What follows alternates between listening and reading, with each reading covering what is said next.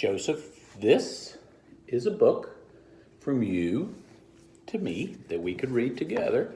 So I want to read it for the first time. There's your picture when you were still a little baby waiting to be born. It's called I Love You, Grandpa. So Grandpa's going to read it. There's some pictures. Little Bear and Grandpa were walking by the river when Little Bear spotted a fish darting through the water. "Quick, Grandpa," he yelled. He rushed into the river and caught the fish and held it up proudly for Grandpa to see. Grandpa smiled. "You're fast, Little Bear," he said. "I can remember when I was as fast as you." He started to cross the river and turned to Little Bear. "My legs were once strong and speedy like yours," he added, "but now I found an easier way to catch a meal." "Really, Grandpa?" asked Little Bear. "What's that?" "Well," replied Grandpa, "I'm more crafty now." He stopped on a rock. "I stand here at the rapids," Grandpa said, standing very still. "I'm patient. I wait until the fish jump out of the water and straight into my mouth."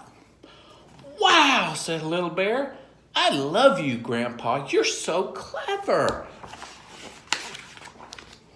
Just then, Eagle swooped down.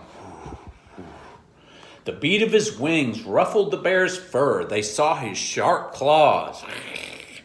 Little Bear ran straight up a tree. Grandpa smiled. "I can remember when I could climb as well as you," he said.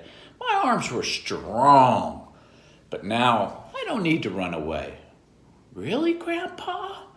asked Little Bear. "What do you do instead?"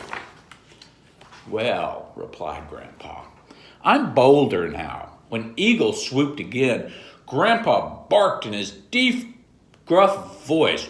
"Roar!" He roared, and Eagle swerved away over the mountains.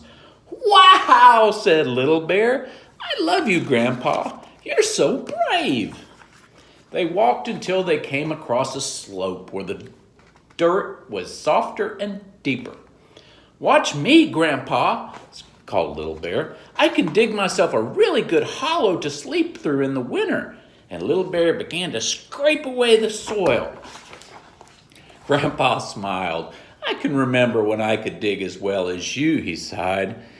"My claws were really sharp, but now I found a better way to find a hollow." "Really, Grandpa?" frowned Little Bear. "But where do you spend the winter?" "Well," replied Grandpa, "I'm wiser now. All I need to do is find a hollow tree." He padded through the woods in front of Little Bear. "Follow me," he called, and he led Little Bear to a huge tree. In the middle of its massive trunk was a snug hollow. "I love you, Grandpa," laughed Little Bear. "You know so much." So, Little Bear looked up at Grandpa. "Will I ever be as crafty, brave, and wise as you?" he asked. "Of course you will," replied Grandpa. "Shall I start teaching you now?" Little Bear nodded. So Grandpa took Little Bear to the rapids and taught him the crafty way to catch fish and the brave way to scare the bird away.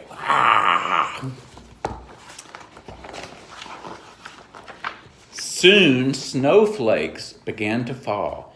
"It's time for us to find a hollow big enough for two," Grandpa said, and he helped Little Bear to choose wisely.